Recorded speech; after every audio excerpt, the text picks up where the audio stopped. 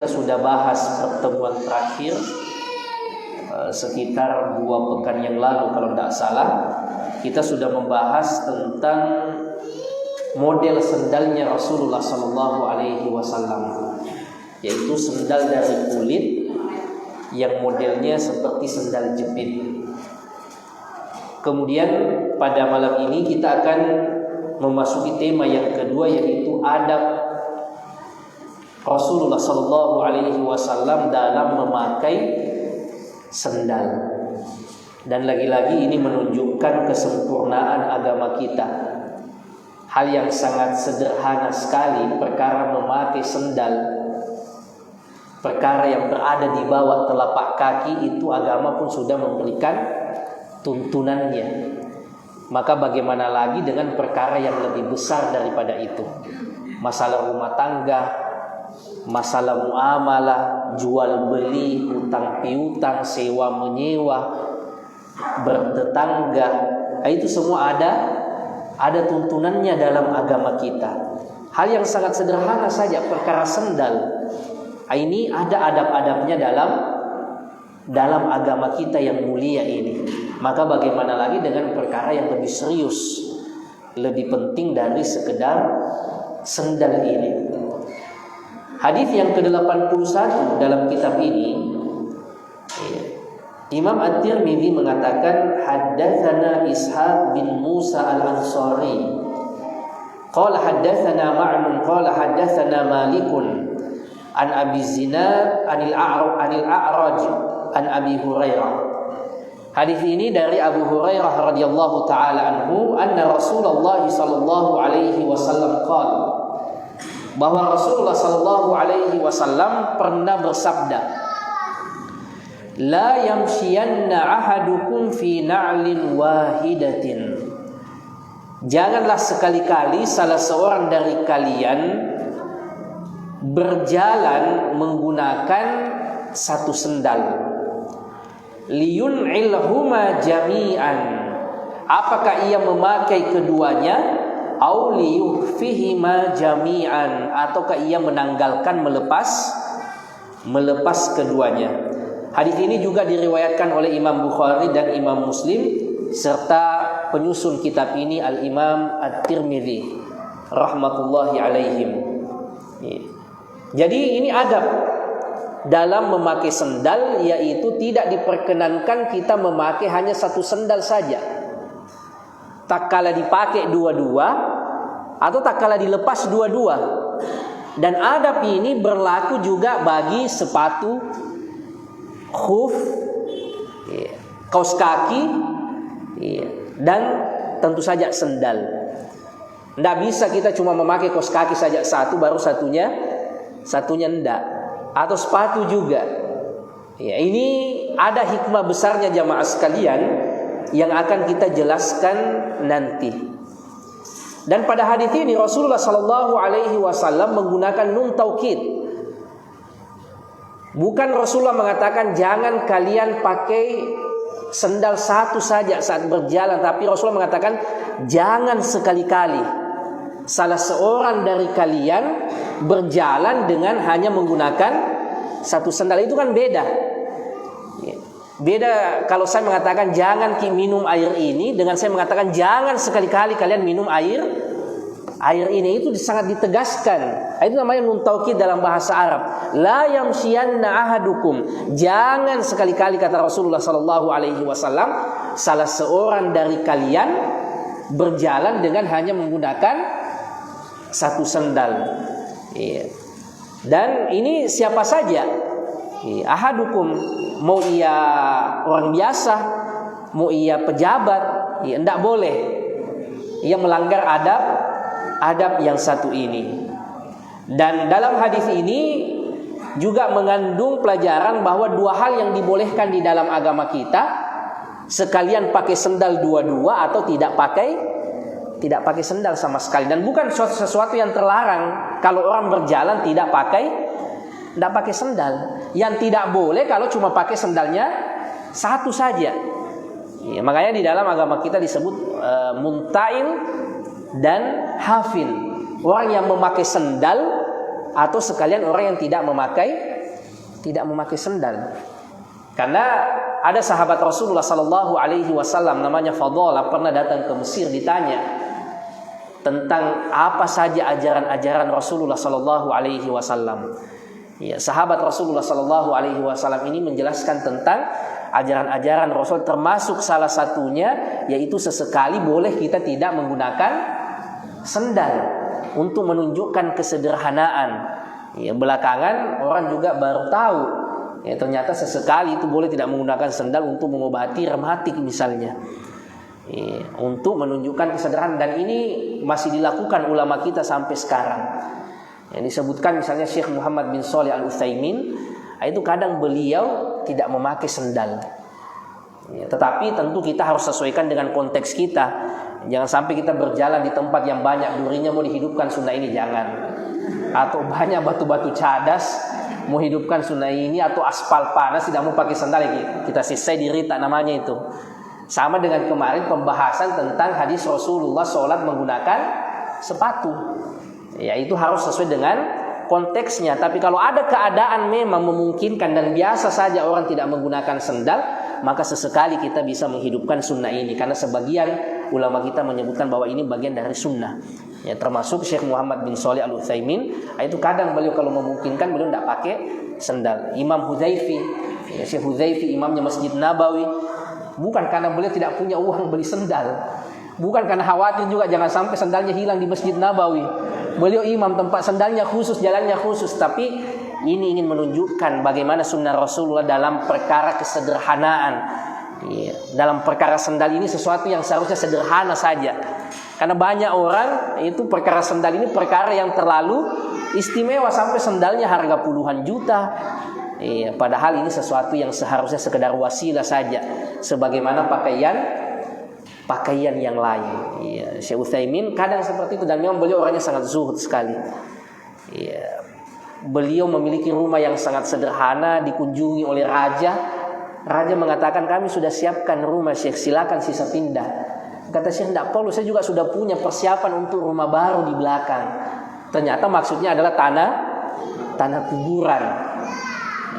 Suatu waktu raja kasihan lihat mobilnya Syekh ini kok sudah butut, ya sudah tua. Maka raja menghadiahkan mobil baru. Ya, Syekh terima sebagai hadiah. Setelah bubar pengajian, ia ketemu dengan muridnya yang mengajaknya untuk acara walimah nanti malam, acara resepsi pernikahan.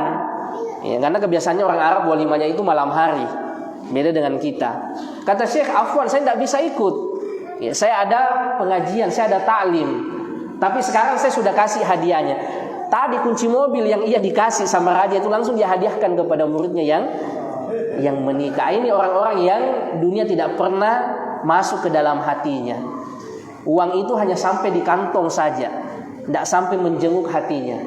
Ya, kita harus seperti itu, jangan asal kapan uang itu sampai ke hati.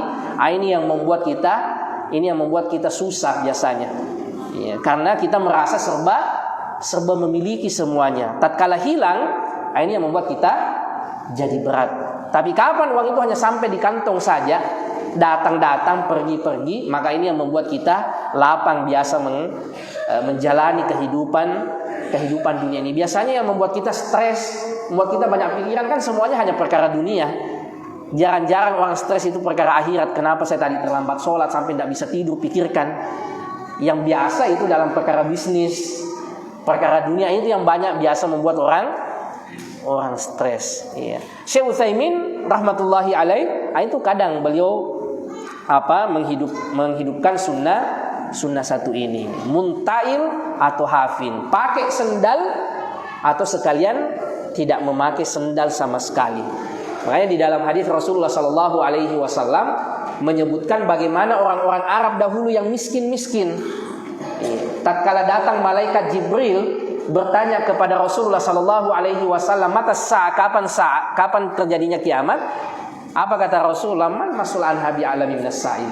Tidaklah yang ditanya lebih tahu daripada yang bertanya. Malaikat Jibril, Rasulullah tidak tahu kapan terjadinya kiamat itu.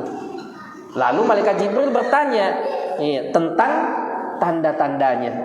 Iya. Kalau tidak tahu kapan pastinya, apa tanda-tanda kiamat itu, maka Rasulullah Shallallahu Alaihi Wasallam menyampaikan tanda-tanda antara hufatan urah.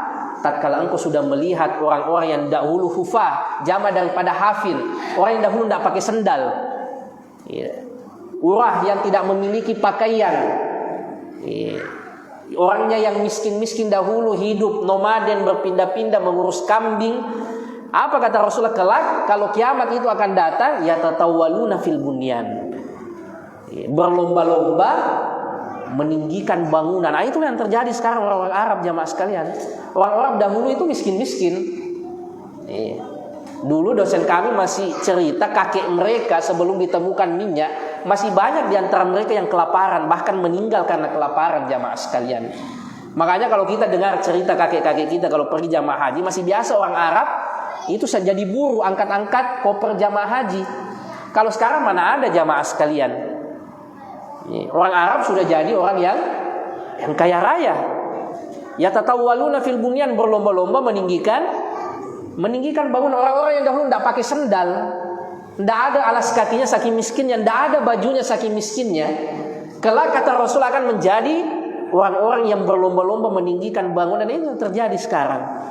Bangunan paling tertinggi di dunia ada di Dubai, Burj Khalifa Tower. Orang Arab Saudi tidak mau kalah, bangun juga di Jeddah, Burj Mamlakah, Kingdom Tower.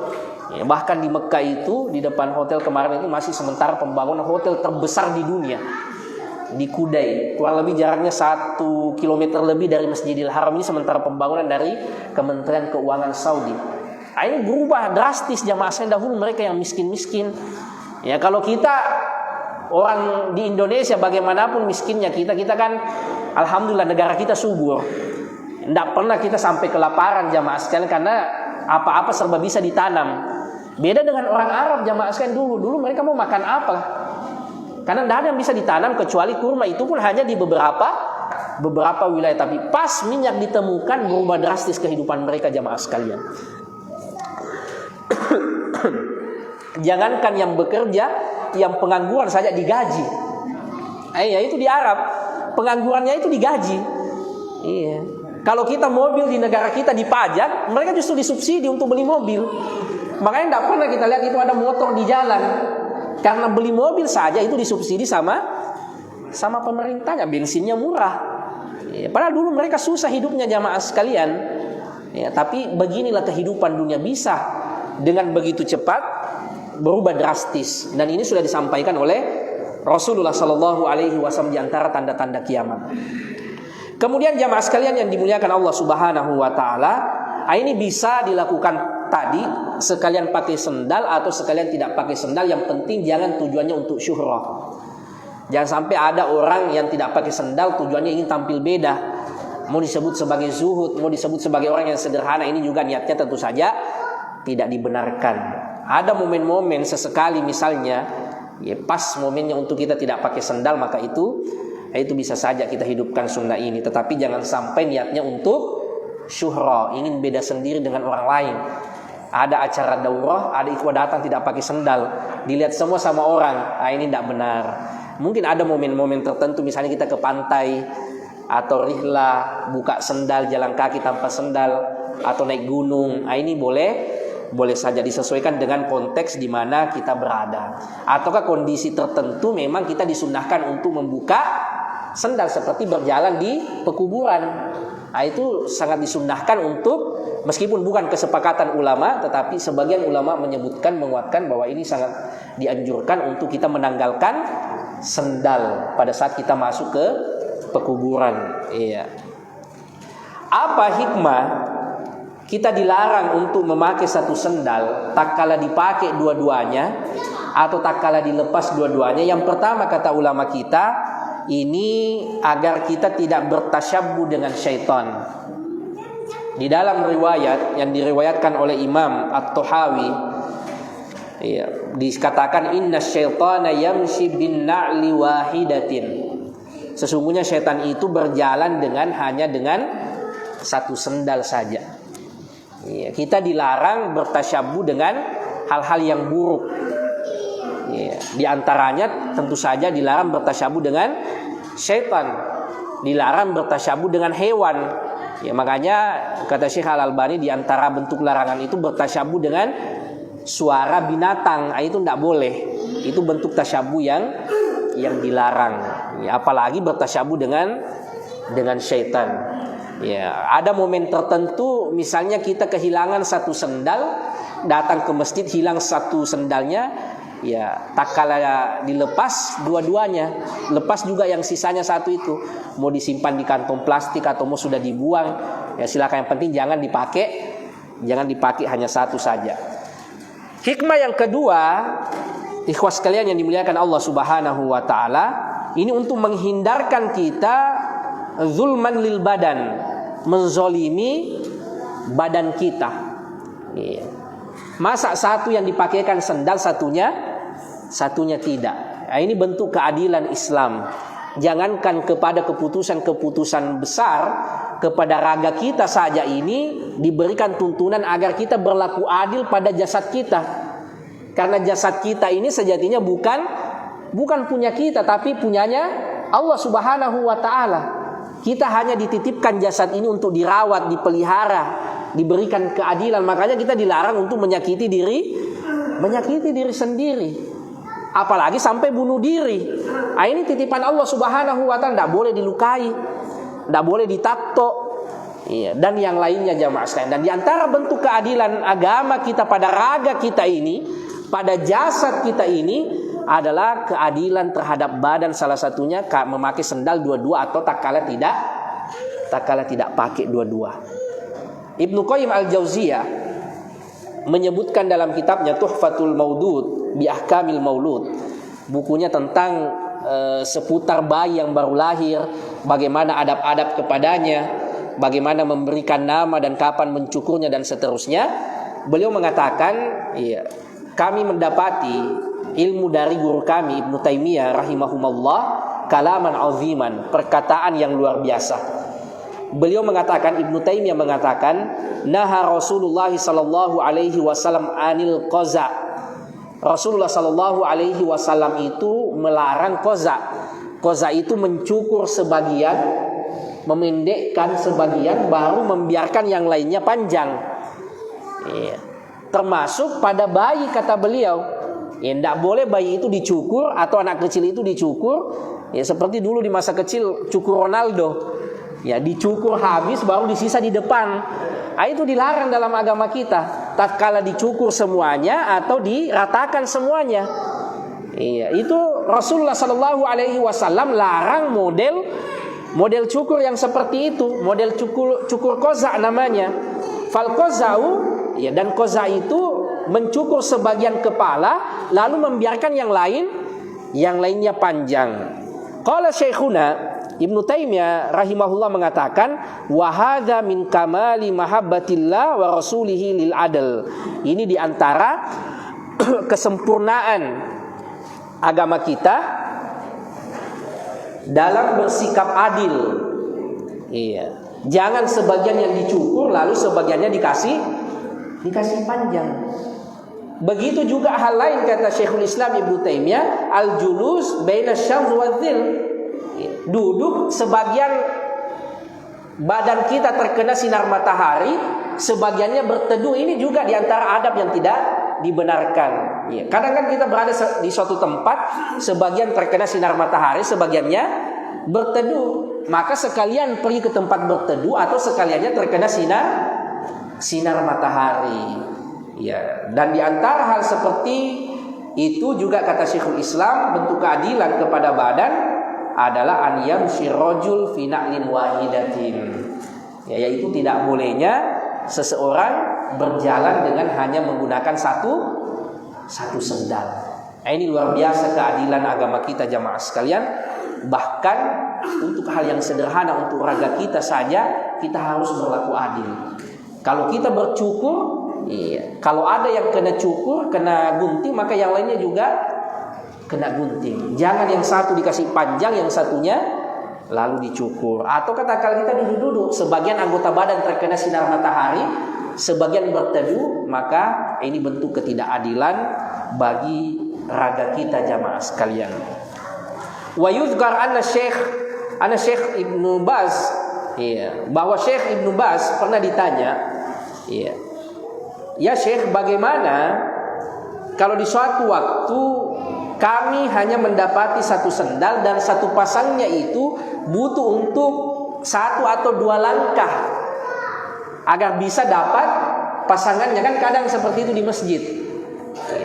Satunya yang kanan sudah ada, tapi yang kiri butuh 2 langkah atau 3 langkah. Boleh tidak pakai saja yang satu, kan sisa 2 langkah atau 3 langkah mami ini supaya dapat pasangannya. Faqala Syekh, kemudian Syekh Ibnu Baz mengatakan, in istata'ta alla tukhalifas sunnah walau bi khutwatin wahidatin faf'al. Kalau engkau mampu untuk tidak menyelisihi sunnah walaupun dengan 1 langkah, maka lakukanlah itu. Apa susahnya? Ambil saja dulu 1 sebentar, baru melangkah 2 langkah, baru kasih 1 pasang. Sekiranya bisa dengan 1 langkah 2 langkah tidak menyelisihi sunnah, maka lakukanlah, kata Syekh Ibnu Baz rahmatullahi alaih.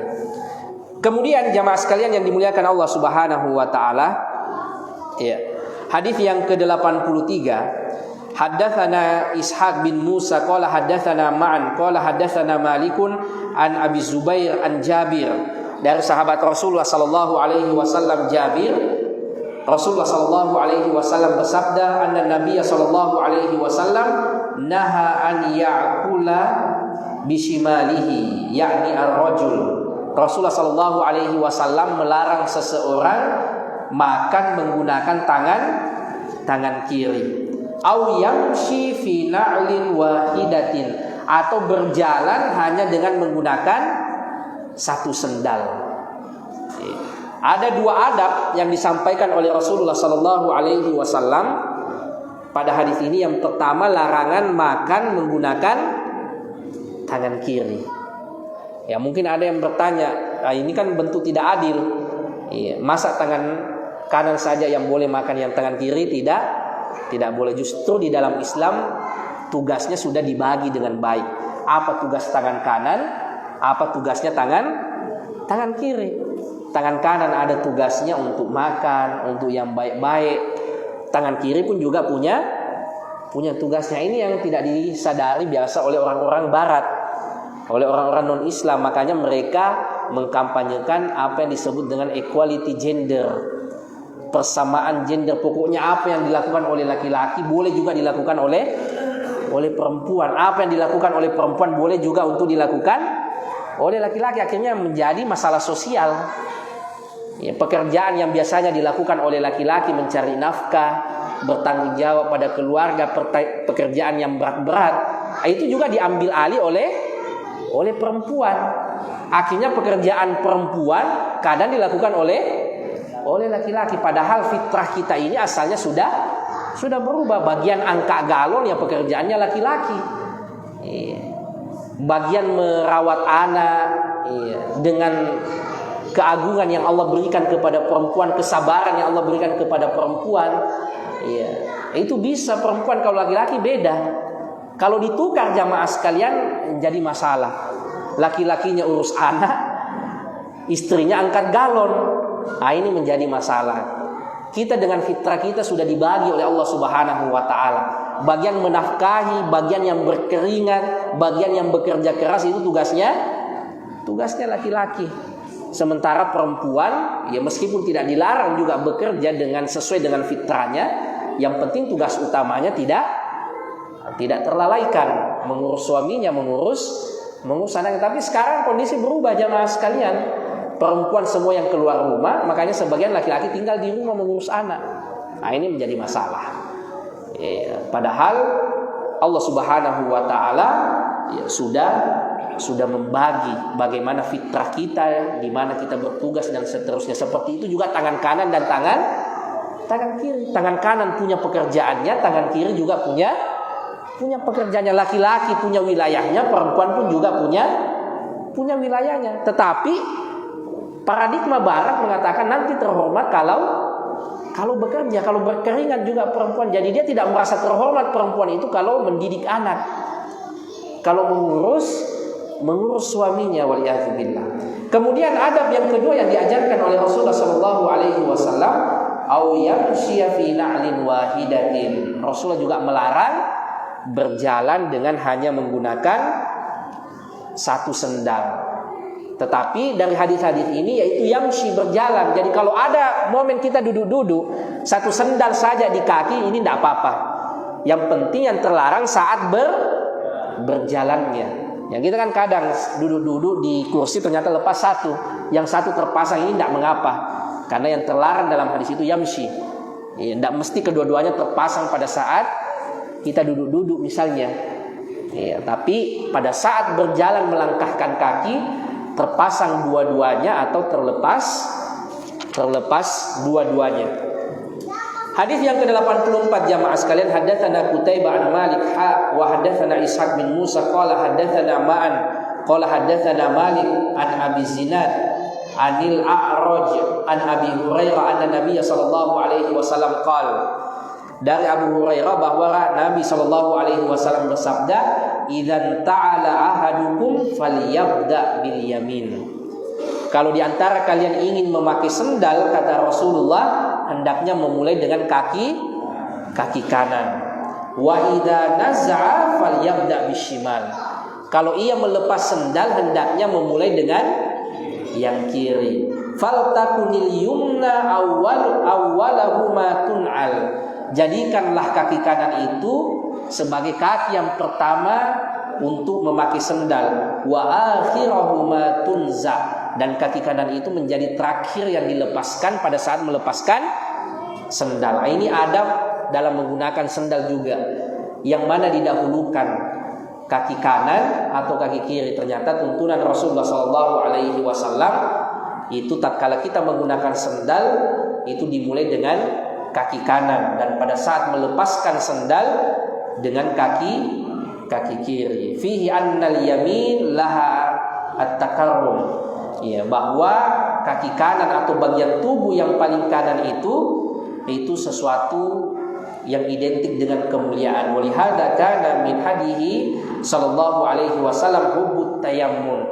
Nah, di antara sunnahnya Rasulullah sallallahu alaihi wasallam itu mencintai at-tayammun. Bukan tayammum. Kalau tayammum pengganti wudu. Tayammum itu mendahulukan hal yang kanan untuk perkara-perkara yang pantas. Masuk ke masjid, masuk ke rumah, itu dengan kaki kanan. Walaupun tidak ada hadisnya secara khusus kalau masuk masjid hendaknya kaki kanan, keluar masjid dan seterusnya tidak ada hadisnya, tetapi hadisnya secara umum bahwa Rasulullah sallallahu alaihi wasallam yuhibbu at-tayammun. Rasulullah sallallahu alaihi wasallam mencintai mendahulukan yang kanan, terutama dalam toharoh. Pada saat kita mandi itu disunnahkan menyiram tubuh bagian kanan dulu sebelum bagian kiri. Makanya dalam berwudu anggota tubuh bagian kanan dulu sebelum bagian yang kiri. Apalagi termasuk kata Rasulullah SAW yang beliau perhatikan saat cukur. Pada saat cukur itu, pada saat Rasulullah tahallul itu minta bagian kanan dulu yang dicukur, baru bagian kiri. Saat Rasulullah bersisir juga tarajjul. Kalau Rasulullah bersisir, beliau sisir dulu bagian kanan, baru bagian kiri. Ini adab dalam agama kita juga pada saat kita menggunakan sendal. Kita dahulukan kaki yang bagian kanan.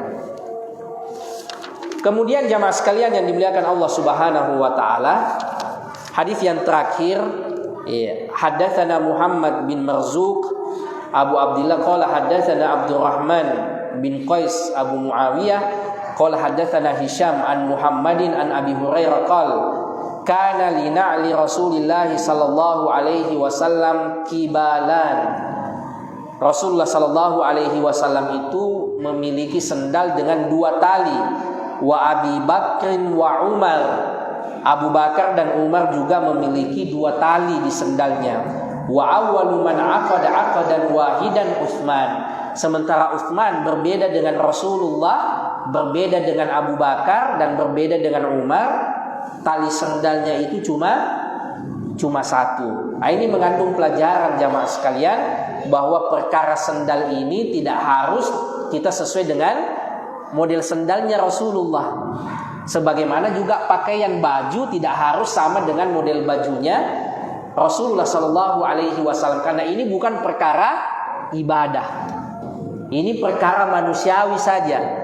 Sekiranya ini perkara ibadah, maka tidak mungkin Utsman akan menyelisihi Rasulullah, Abu Bakar dan Umar dengan memiliki model sendal yang lain yang tidak sama dengan model sendalnya Rasulullah dan Abu Bakar. Tetapi perkara pakaian ini adalah perkara yang sangat luas sekali. Kata Rasulullah, kulu washrabu walbasu min ghairi israfin wala makhilah. Pakailah yang ingin kalian pakai, kata Rasulullah. Makanlah yang ingin kalian makan, minumlah yang ingin kalian minum. Yang penting jangan israf, jangan berlebih-lebihan, dan jangan makhilah, jangan sombong. Termasuk perkara model sendal ini, tidak usah dipaksakan, ya, karena model sendalnya Rasul model sendal jepit, akhirnya kita mau juga pakai terus sendal jepit. Iya, kita pakai saja apa yang dipandang pantas masyarakat kita, atau apa yang biasa dipakai oleh masyarakat kita, atau apa yang kita senangi, selama tidak melanggar syariat, ya, selama tidak bertentangan dengan syariat. Karena asal dari ibadah itu at-tawakkuf. Asalnya adalah haram sampai adanya dalil yang memerintahkan. Sebaliknya dalam perkara muamalah, pakaian, makanan, interaksi manusia, itu asalnya semuanya boleh selama tidak ada yang melarang. Makanya agama kita ini sangat luas sekali sebenarnya. Selama bukan perkara ibadah, itu asalnya boleh saja selama tidak ada larangannya. Makanya aneh, ada seorang ustadz ditanya, boleh enggak kita reuni? Iya. Katanya enggak boleh. Rasulullah pernah ikut perang Badar, enggak ada reuni perang Badar. Ada Rasulullah pernah dengan sahabatnya ikut perang Uhud, enggak ada reuni perang Uhud. Nah, ini salah dalam menerapkan kaidah. Yang ditanya, ada enggak larangan reuni? Bukan apa yang dilakukan oleh Rasulullah juga harus kita lakukan, sebagaimana apa yang tidak dilakukan oleh Rasulullah enggak boleh juga kita lakukan. Dalam perkara ibadah, betul pertanyaannya, pernah enggak Rasulullah lakukan? Ada enggak tuntunannya dari Rasulullah Sallallahu Alaihi Wasallam? Tetapi perkara muamalah, pertanyaannya bukan apa dalilnya, tapi ada enggak larangannya? Bertentangan enggak dengan syariat? Makanya kalau kita makan coto, enggak usah tanya apa dalilnya makan coto. Ada enggak larangannya kita makan coto? Pakai baju batik, enggak usah tanya.